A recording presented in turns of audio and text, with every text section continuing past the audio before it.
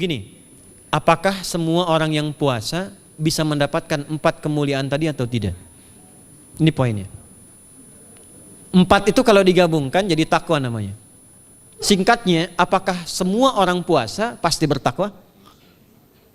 Ya, tanya-tanyakan Al-Quran. Apa jawaban Allah di Al-Quran? Dijawab langsung di ayat Siyam. Al-Baqarah ayat 183. Ya ayyuhalladzina amanu kutiba alaikumus kama kutiba alal ladzina min la'allakum. Nah, kalimat tattaqun itu diawali dengan kata la'allakum. La'alla itu namanya harfu taraji. Saya ulang ya, di ilmu nahwu la'alla disebut harfu taraji. Al-Imam As-Suyuti berkomentar begini.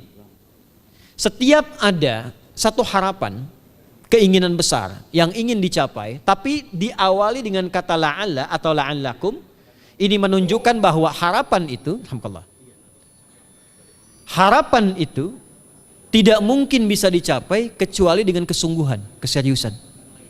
Jadi ketika Allah menutup kalimat puasa, ayat puasa dengan kata la'allakum, seakan memberi kesan tidak semua orang puasa akan mendapatkan kenaikan takwa dan jaminan 4 kemuliaan tadi kecuali orang yang serius puasanya, orang yang sungguh-sungguh puasanya. Karena itulah untuk menunjukkan kesungguhan itu, bagian terakhir kita, Nabi memberikan 3 amalan utama. Saya akan bacakan dengan cepat 3 amalan utama yang dikuatkan oleh beliau kepada para sahabat sebelum tiba Ramadan dan sampai sekarang menjadi kurikulum Ramadan Nabi. Jadi kalau ibu bapak ingin mengeluarkan kurikulum Ramadan Nabi, nanti bikin agenda saat Ramadan ya, supaya nggak pusing nanti kalau masuk hari pertama apa yang dikerjakan, hari kedua apa yang dikerjakan, subuh apa, siang apa, sore apa. Cuman nanti saya berikan 3 yang pokok ini. Ada 3. 1, meningkatkan sholat. Saya ulang ya, meningkatkan apa? Sholat. Kalau meningkat secara singkatnya berarti bertambah dari yang sekedar fardu, tambah dengan apa? Sunnah. Maka dari sekarang keluarkan semua jenis sholat-sholat sunnah. Keluarkan dari sekarang apa saja, siang dan malamnya. Yang rawatib ada berapa rawatib?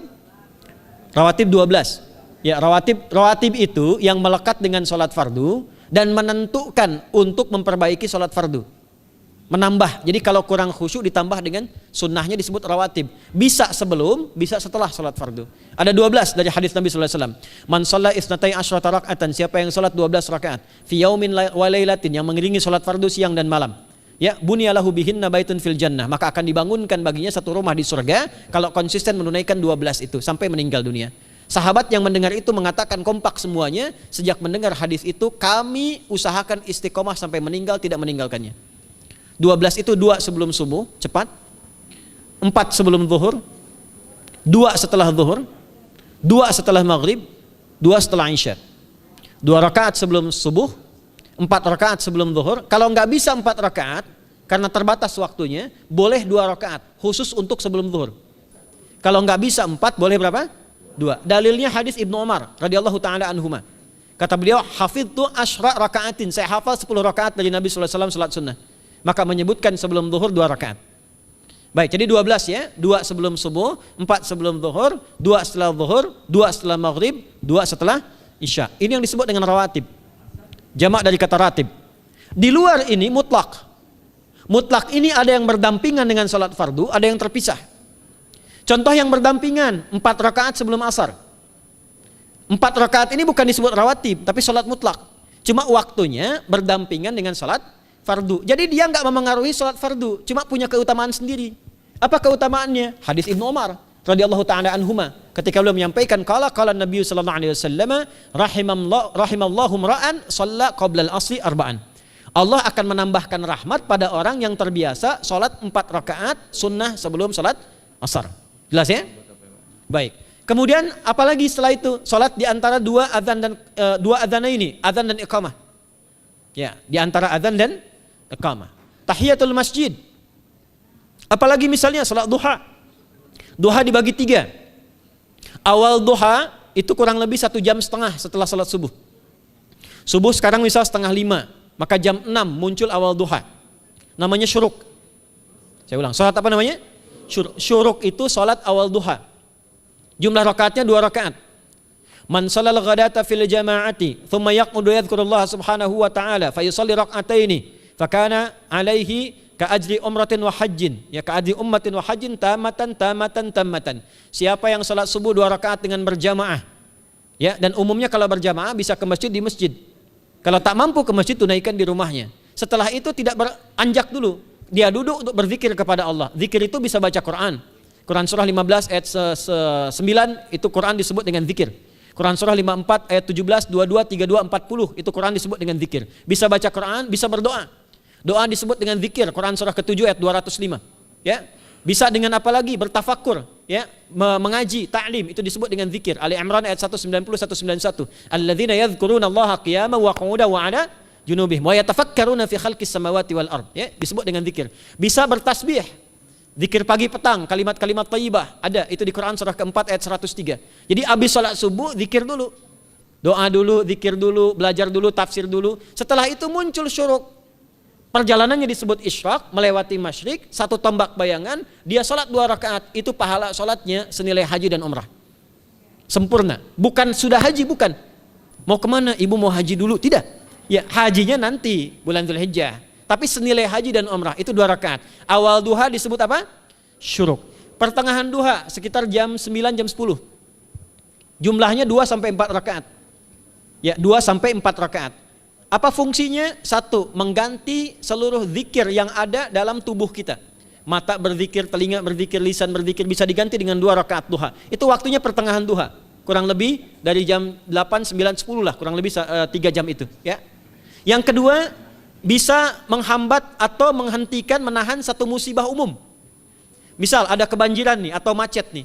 Orang-orang kena macet. Bapak yang biasa sholat duha pertengahan itu tiba-tiba ditolong oleh Allah, dibebaskan. Tiba-tiba ada orang datang, Pak lewat sini di sana macet. Atau dibimbing ada kontraflow. Itu manfaatnya duha tuh. Yang pertengahan. Yang terakhir adalah akhir duha. Sekitar jam 10 sampai jam 11 menjelang ke zuhur. Ya, akhir duha itu jumlahnya dari 2 bisa 4 sampai 8 rakaat.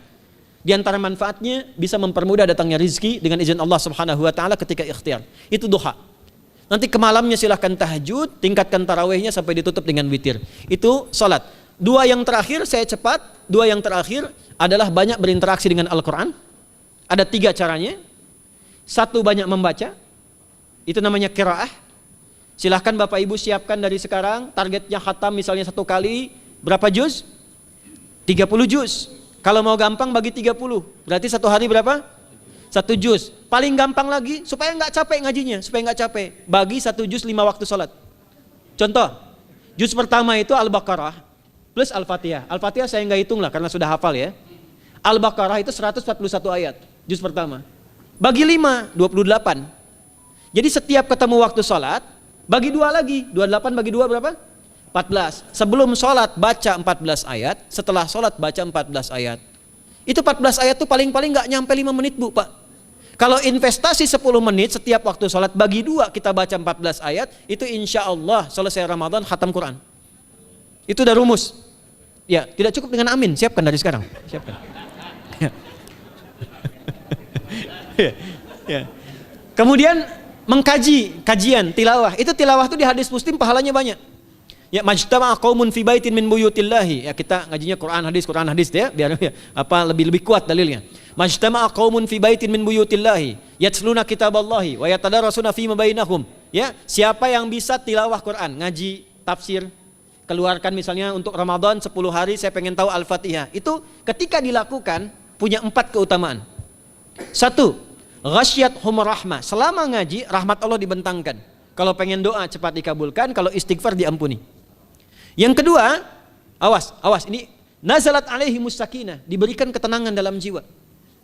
Bapak Ibu pengen di rumah tangga nyari sakinah, isi dengan Quran di rumah. Amalan terakhir infak. Ya, hadisnya dari Ibnu Abbas, Ibnu Abbas radhiyallahu taala anhuma, qala, ya, beliau mengatakan kana Nabi sallallahu alaihi wasallam ajwadan nas wa ajwadu ma yakunu fi Ramadan. Adalah Nabi sallallahu alaihi wasallam itu orang yang sangat luar biasa dermawan dan lembut. Dan bertambah dermawan lagi ketika tiba Ramadan. Apa yang dilakukan Nabi? Mensupport sahabat, siapapun yang punya anggaran untuk infak, disiapkan sebelum Ramadan. Jangan berpikir banyak Bu. Yang penting ada anggaran, 30.000 nggak ada masalah. Setiap hari 1.000, tidak harus uang, makanan. Pernah dengar hadis ini nggak? Siapa yang memfasilitasi bukaan orang puasa walaupun dengan sebiji kurma dan sehirup air, maka dia mendapatkan pahala seperti orang puasa itu tanpa dikurangi sedikit pun. Ada? Hadisnya sahih di At-Tirmidzi.